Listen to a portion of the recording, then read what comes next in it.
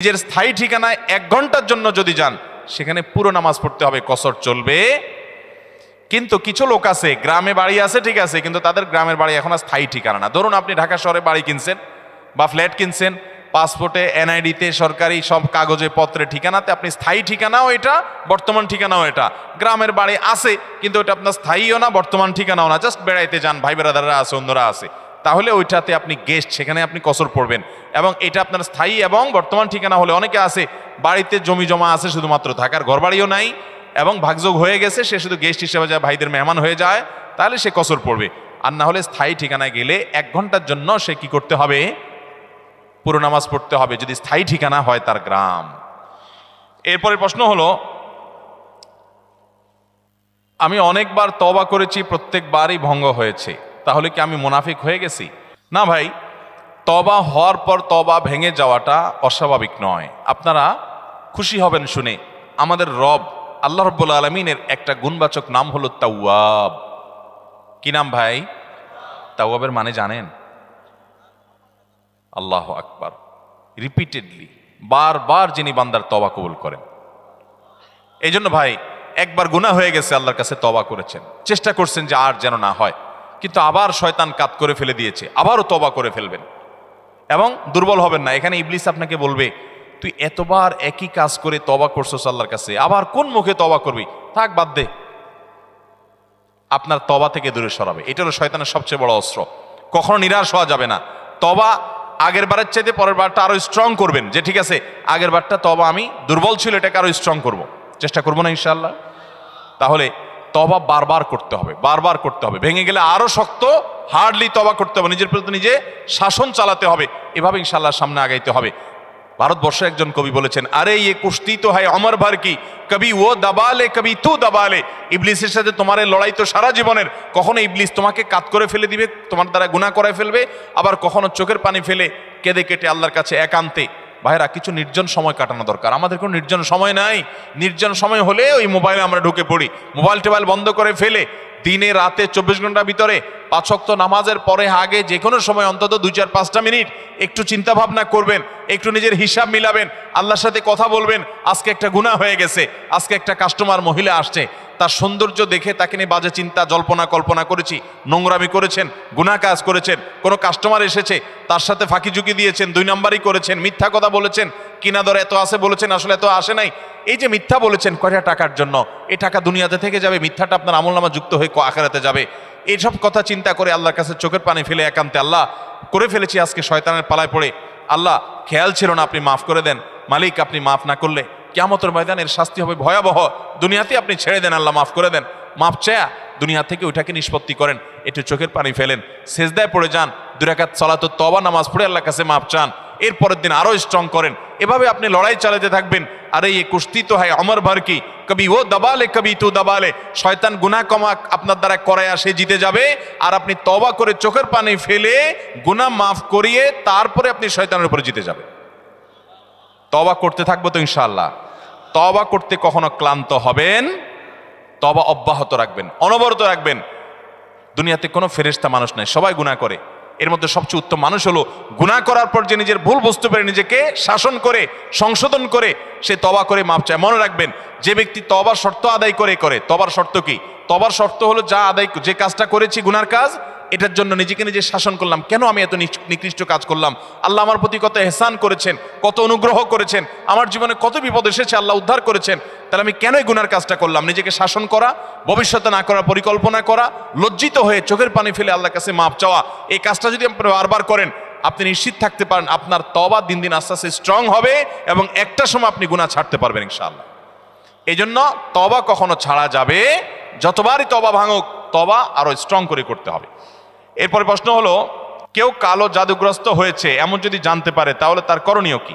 এ বিষয়ে আমরা বিভিন্ন জায়গায় প্রশ্ন পাই, ভালো করে শুনে রাখেন। বিশেষ করে আপনারা পুরান ঢাকার কাছাকাছি এলাকার মানুষ, পুরান ঢাকায় সবচেয়ে বেশি, চট্টগ্রামে প্রচুর পরিমাণে আছে। আমাদের দেশে এখন ব্ল্যাক ম্যাজিক, কালো জাদু যেটাকে আমরা বলি, এই কালো জাদু টোনা এগুলো এই পরিমাণ বাড়ছে।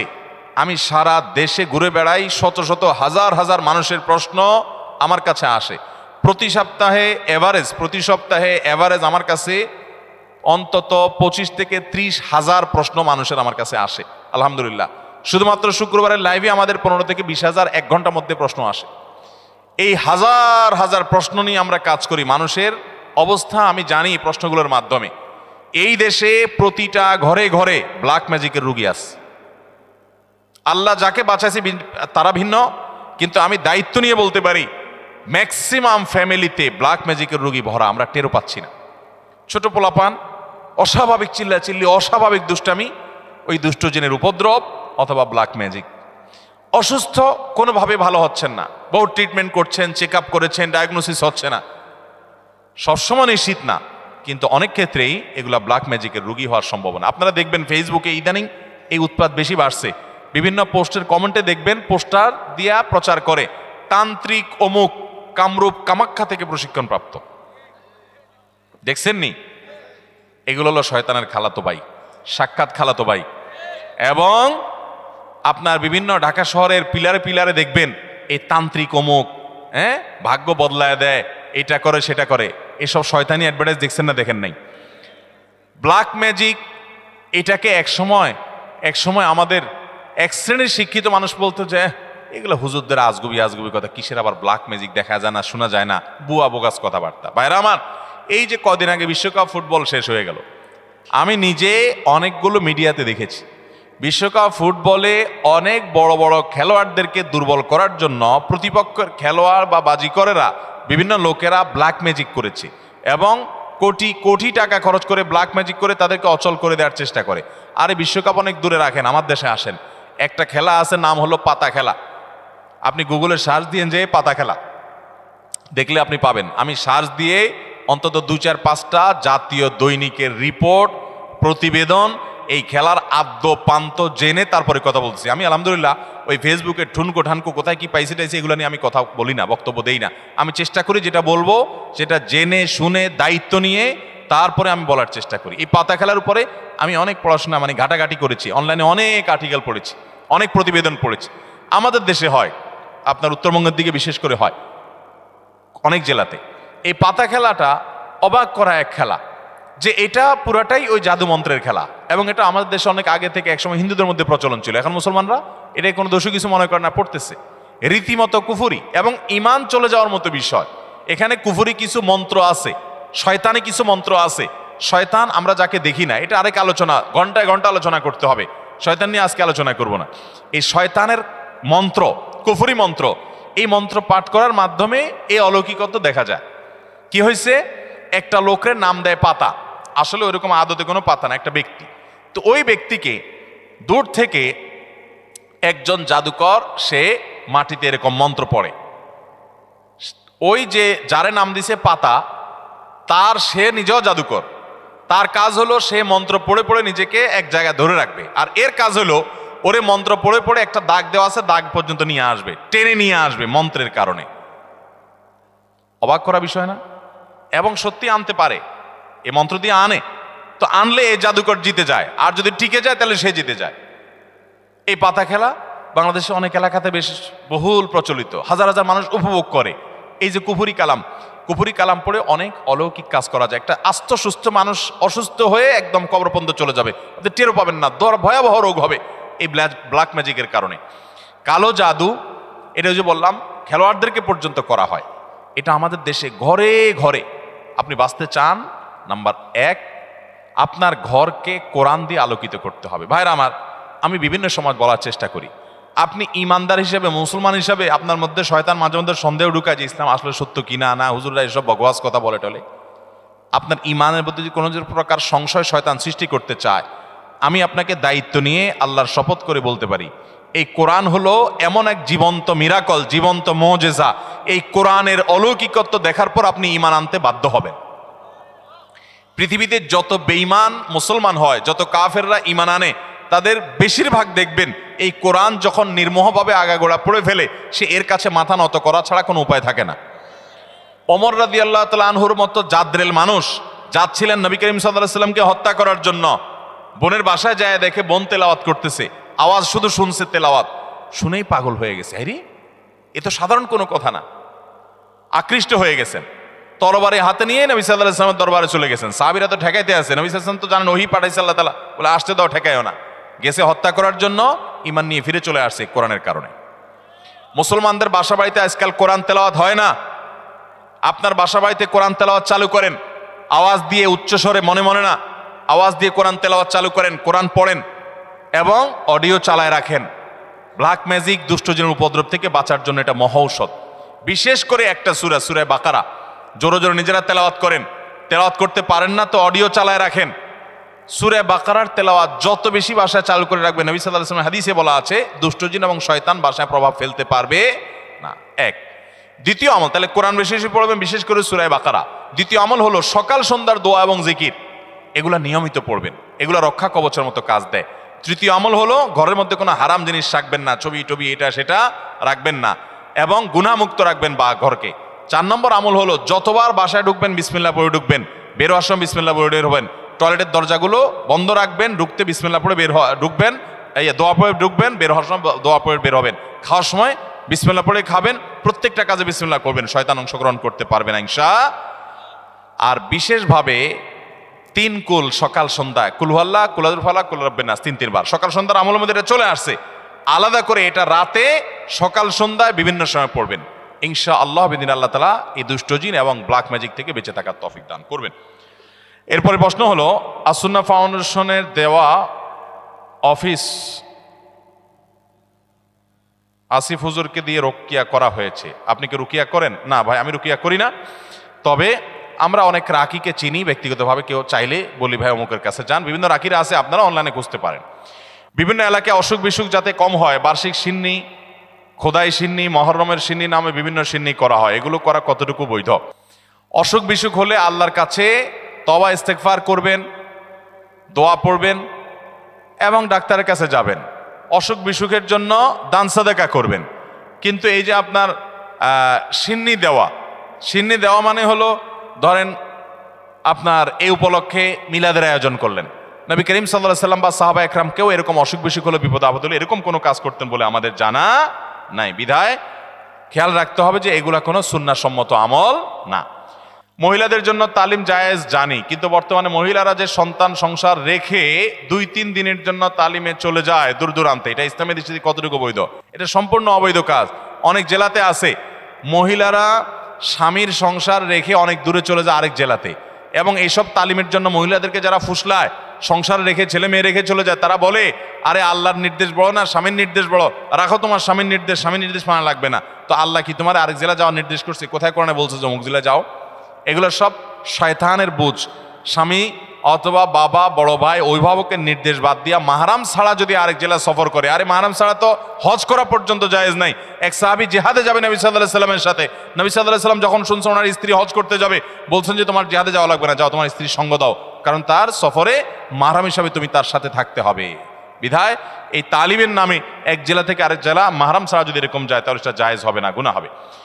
এরপরে প্রশ্ন হলো, ভুল করে বা রাগের মাথায় যদি কসম করি, কিন্তু পরে দেখা গেল আমি যেটা কসম করেছি যে আমি এটা কখনোই করব না, কিন্তু সেই কাজটা আমি বাধ্য হয়ে করে ফেললাম, তাহলে এই ক্ষেত্রে আমার করণীয়? এই ক্ষেত্রে আপনার করণীয় হলো কাফফারা দিবেন।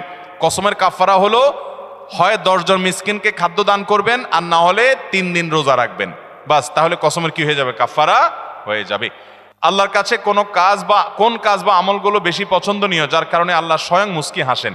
আল্লাহ রাব্বুল আলামিনের হাসিটা তার শান অনুযায়ী কেমন সেটা আল্লাহ ভালো জানেন। তবে হাদিসে বিভিন্ন বর্ণনা থেকে আসে যেটি হয়, বিশেষ করে শীতের সময় যখন কনকনে ঠান্ডা শীত উপেক্ষা করে কেউ যখন উঠে নামাজে দাঁড়িয়ে যায়, নবী করিম সাল্লাল্লাহু আলাইহি ওয়াসাল্লামের হাদিসে লেখা আছে যে আল্লাহ রাব্বুল আলামিন বান্দার এই আমলটা দেখে হেসে দেন। এবং আরেক হাদিসে আছে, যার আমল দেখে আল্লাহ রাব্বুল আলামিন হাসেন, আল্লাহ রাব্বুল আলামিন তাকে অবশ্যই জান্নাত দেন এবং জাহান্নাম থেকে মুক্ত ঘোষণা করেন। এজন্য শীতের দিনে ফজরের নামাজ, তাহাজ্জুদের নামাজের গুরুত্ব অন্য সময়ের চাইতে অনেক বেশি। আমি একজন যুবক, আমরা অনেক সময় মজার ছলে বা বিয়ের উদ্দেশ্যে না, বিশেষ উদ্দেশ্য ছাড়া ফেসবুক বা মেসেঞ্জারে 3 বার কবুল বলি, তাতে কি আল্লাহর দরবারে বিয়ে কবুল হয়ে যাবে? এতে কি কোনো গুনাহ আছে? পোলাপান বান্দরামি করার জিনিস খুঁজে পাও না? অনেক পোলাপান এগুলো করে। এমনকি এই যে নাটক সিনেমাতে অনেক সময় অভিনয়ের অংশ হিসাবে এগুলো করে না অভিনেতারা? এদের মধ্যে কেউ যদি মুসলমান হয়, কারোর যদি আল্লাহর প্রতি বিশ্বাস না থাকে তার কথা ভিন্ন হয়, বেঈমান নিয়ে আমাদের আলাপ নাই। যে মুসলমান, যে আল্লাহর প্রতি ঈমান আছে, তার জানতে হবে নবী করিম সাল্লাল্লাহু আলাইহি সাল্লাম বলেছেন সালাতুন জিদ্দুহুন্না জিদ্দুন ওয়া হাজলুহুন্না জিদ্দুন। তিনটা বিষয় সিরিয়াসলি করলে যা হবে, দুষ্টমি রসিকতা অভিনয় মজা করে করলে তা হয়ে যাবে কাহিনী বড় খতরনাক, বড় জটিল। অতএব আপনি দোস্ত দুষ্টামি করে কোনো ক্লাসমেট মেয়েকে বললেন অন্য 2-3 দোস্তের সামনে যে আমি ওরে বিয়ে করলাম, হ্যাঁ, এবং সেও অ্যাডাল্ট আপনিও অ্যাডাল্ট, দুজন সাক্ষীও আছে। আর বিশেষ করে নাটকে যেটা হয় যে অভিভাবক অনেক সময় থাকে, যদি সত্যিকারের অভিভাবক থাকে, ওখানে তো সব বকওয়াস অভিভাবক। মেয়েদের তো বিয়ে অনেক আমাদের মতো মেয়েদের বিয়ে অভিভাবক ছাড়া হয় না, কিন্তু হানাফি মাযহাব অনুযায়ী অভিভাবককে জরুরি না, যদি অ্যাডাল্ট হয়ে যাবে তাহলে সেক্ষেত্রে হানাফি মাযহাবের আলোকে এই বিয়ে হয়ে যাবে। দুইজন সাক্ষীর সামনে শুধু বলছেন প্রস্তাব, সে বলছে কবুল, দুষ্টামি করে বলছেন, বস কাহিনী খতম হয়ে গেছে। কথা বুঝেন নাই? খুব জটিল একটা বিষয়। ঠিক তালাকের বিষয়টাও এরকম। আপনি বলবেন যে হুজুর আমি তো আসলে তালাকের উদ্দেশ্যে বলি না, আমি তো ভয় দেখানোর জন্য বলছিলাম, কাম হয়ে যাবে, এরপর আর এসব বলে লাভ হবে না। অতএব এগুলো সাবধানে করতে হবে। আল্লাহ আমাদেরকে এই সমস্ত বিষয়, হেয়ালিপনা, দুষ্টমি, এগুলো থেকে বেঁচে থাকার তৌফিক দান করুন। সব জায়গায় ফাজলামি না। আমাদের নবী হযরত মুহাম্মদ সাল্লাল্লাহু আলাইহি সাল্লামকে না সৃষ্টি করলে নাকি আল্লাহ তাআলা কোনো কিছু সৃষ্টি করতেন না, এটা কতটুকু সত্য? এরকম একটা হাদিস আছে, কিন্তু সেই হাদিসকে মুহাদ্দিসগণ, হাদিস বিশারদ, বিশ্লেষকগণ এই হাদিসকে জাল হাদিস হিসাবে চিহ্নিত করেছেন। এর সনদ বিশুদ্ধতার সূত্রে বর্ণিত নয়। লাউলা খলিকতু লামা খলিকাতিল আফলাক, নবী সাল্লাল্লাহু আলাইহি সাল্লাম যদি সৃষ্টি না হতেন আসমান জমিন সৃষ্টি হতো না। ভাইরা আমার, নবী সাল্লাল্লাহু আলাইহি সাল্লামের মর্যাদা বলার জন্য মিথ্যা হাদিস বলার কোনো দরকার নাই। আল্লাহ তাআলা তার নবী সাল্লাল্লাহু আলাইহি সাল্লামকে, তার হাবিবকে এমনি মর্যাদা দিয়েছেন, তার জন্য ভুয়া হাদিস বানানোর কোনো দরকার।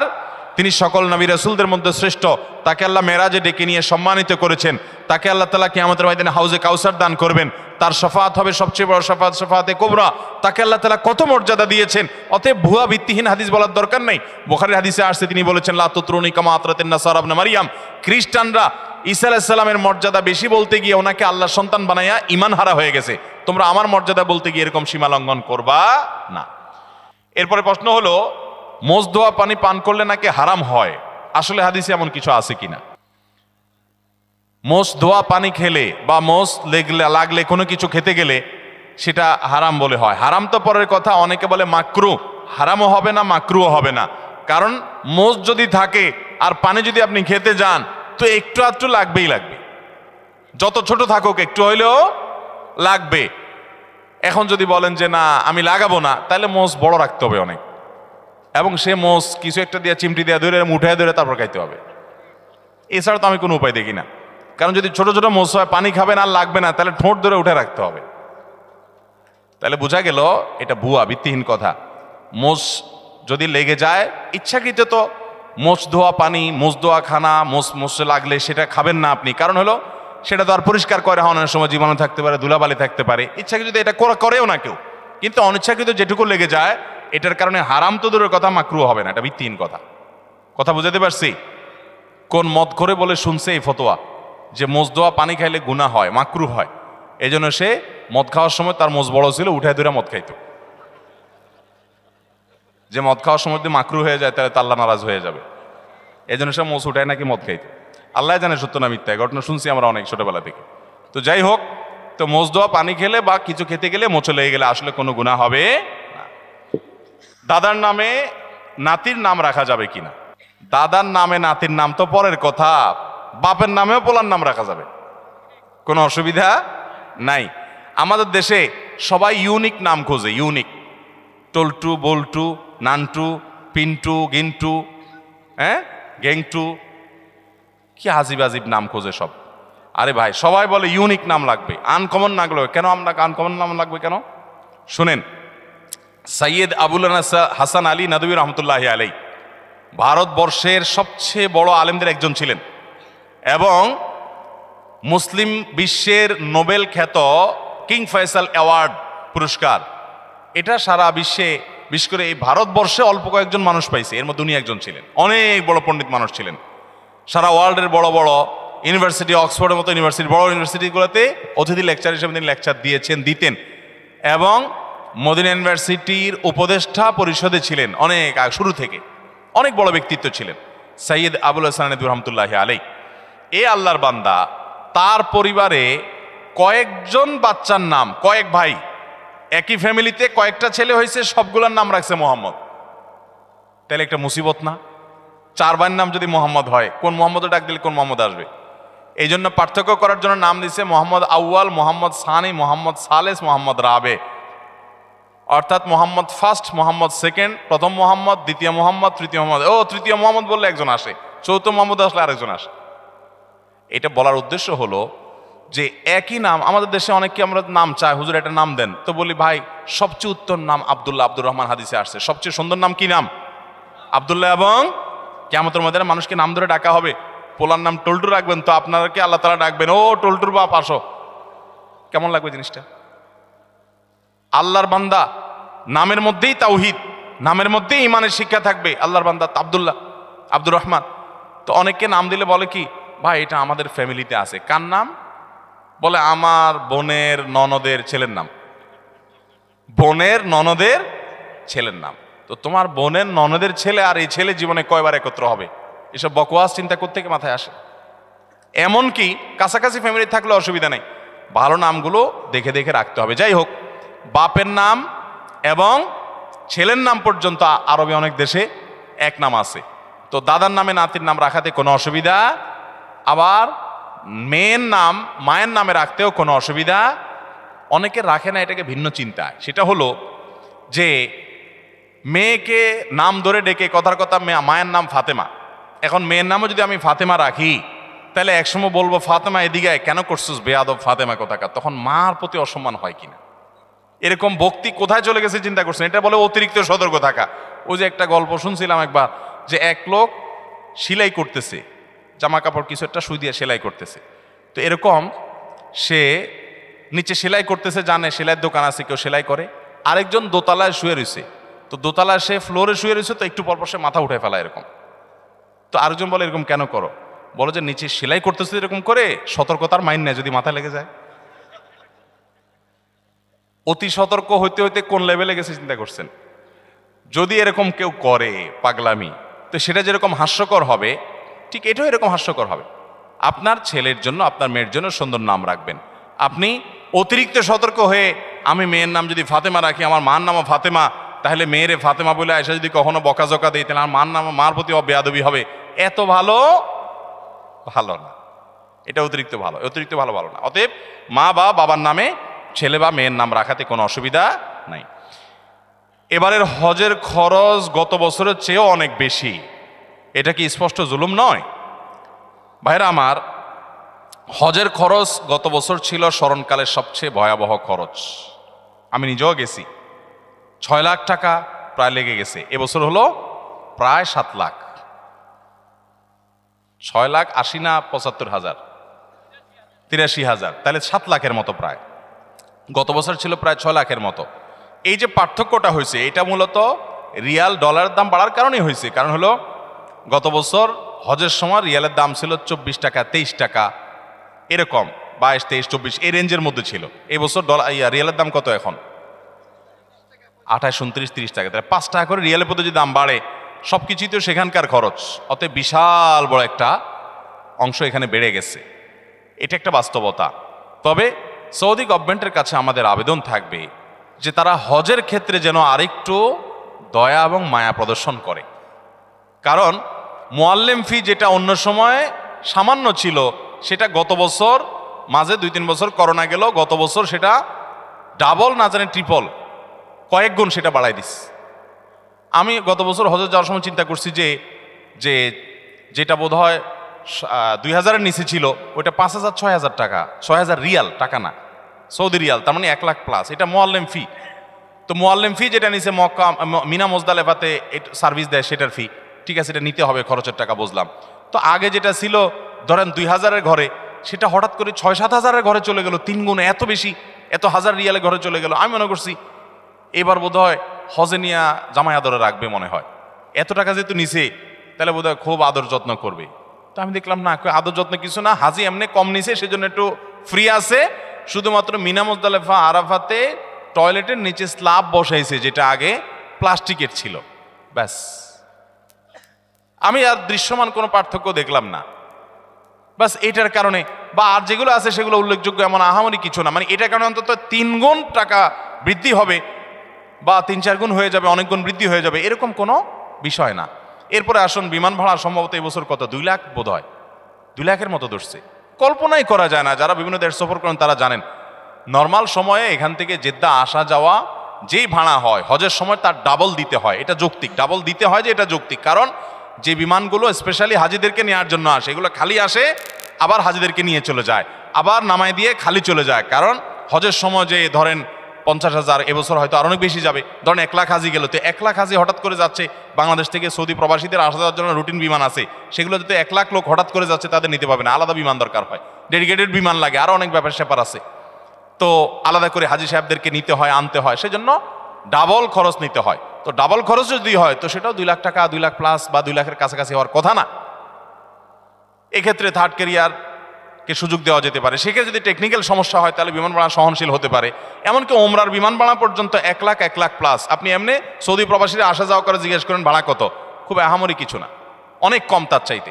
তো এই যে হজের খরচ, সেটা সহনীয় পর্যায়ে করা উচিত, এবং আমাদের সরকারের কাছে আমাদের দাবি থাকবে যে ক্রান্তি নানা সময় অর্থনৈতিক অনটন থাকে, ঠিক আছে, ভারতের মতো দেশ যেখানে হিন্দু প্রধান দেশ, সেখানেও হজে ওমরাতে যথেষ্ট পরিমাণ সহনশীল রেট থাকে এবং ভর্তুকি দেওয়া হয় অনেক দেশেই। তো আমাদের দেশে হাজিদের জন্য অনেক কাজে তো ভর্তুকি দেওয়া হয়, যারা আল্লাহর ঘর হজ করতে যাবে তাদের জন্য ভর্তুকি দেওয়া যেতে পারে। তবে এখানে যে খরচটা হচ্ছে, সব খরচটা সবগুলো বেশিরভাগই সৌদি আরবই হয়, বেশিরভাগ কি 99%ই সৌদি আরবের খরচ, আমাদের দেশে খরচ নাই বললেই চলে। বিধায় রিয়ালের দাম বাড়ার কারণে আসলে অনেক বেশি বেড়ে গেছে। এই জন্য ভাইরা বলি, যারা হজ পিছাইছেন, অনেক লোক আছে এই মজলিসে, বহু লোক আছে আমি জানি, যাদের আজ থেকে 7 বছর 8 বছর আগে হজ করার ক্ষমতা ছিল, তখন 3 লাখ 3.5 লাখ 4 লাখ টাকা হজ করা যেত, কিন্তু করেন নাই, পিছাইতে পিছাইতে এখন 7 লাখে আসছে, একসময় যদি 14 লাখে যায়, আর তখন